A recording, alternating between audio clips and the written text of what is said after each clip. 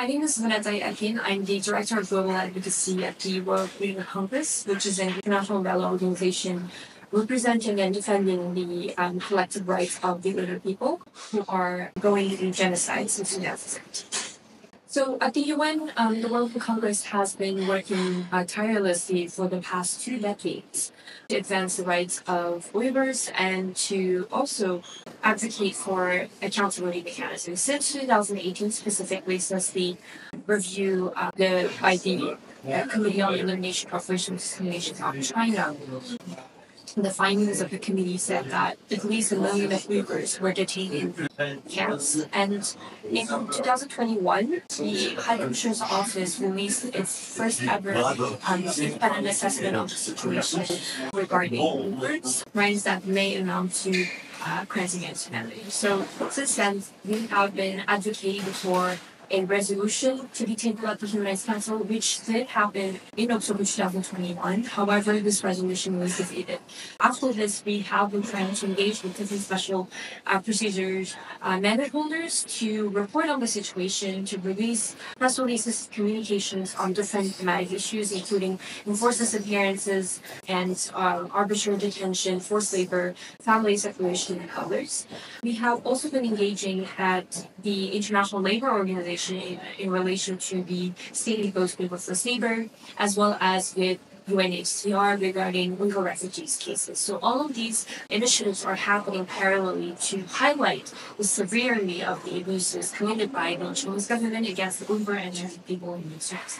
So the EU forced labor regulation as well as the CSEEE, I think they really are essential in creating a framework in which forced labor products are banned from entering the EU markets, and also for enabling customers to make better choices and not be complicit in modern slavery. Although it is not specifically targeted at eliminating Uyghur forced labor, it is targeting modern slavery and forced labor in general, which means that it can also monitor and eliminate Uyghur forced labor. So I think it's quite essential that such legislations and legal frameworks exist in order to fight against these abuses happening elsewhere around the world, but that might also have an impact within the EU because customers are making this choice of not profiting from forced labor. But I think it also creates an environment in which governments are also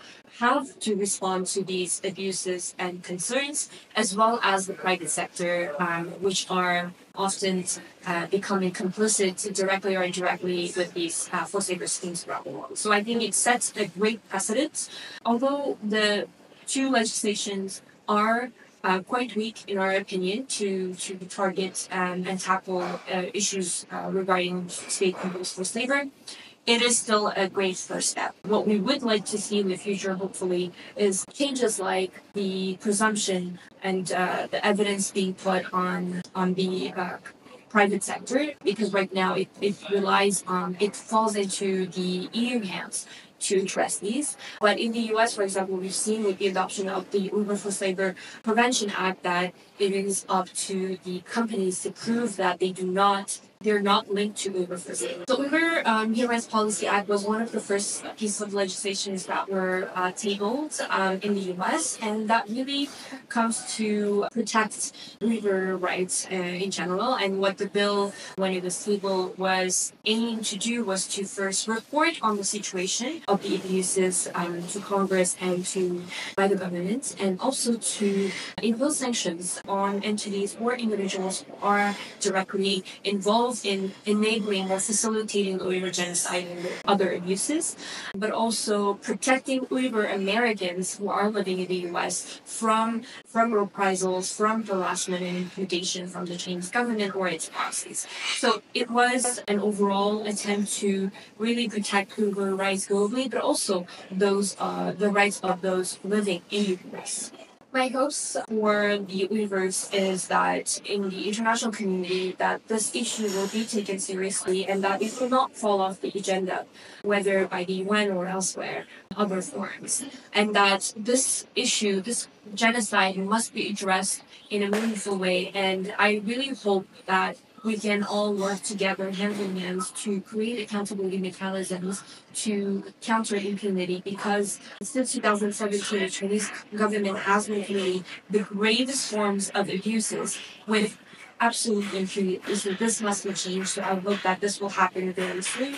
And of course, that Uyghurs will be reunited with their relatives and that we will be able to return to our homeland, which is ours.